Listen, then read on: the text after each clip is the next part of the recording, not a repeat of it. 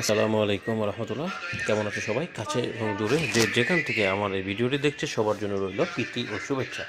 দেখুন, আজকে আসছিলাম আমি 300 ফিটে।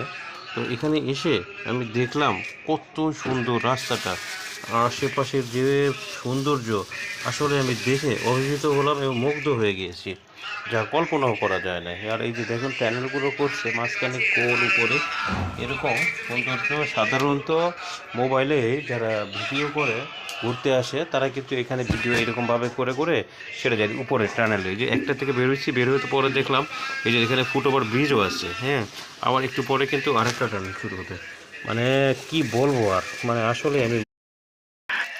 আসলেই আমি কিন্তু মুগ্ধ হয়েছি এই পরিবেশটার দিকে।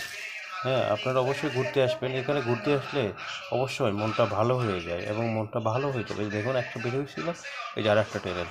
সবাই আসে এখানে ভিডিও করতে, ঘুরতে। আসলে যে এত সুন্দর দুই পাশে রাস্তা চওড়া, পরিবেশটা এবং বিল্ডিংগুলো হচ্ছে।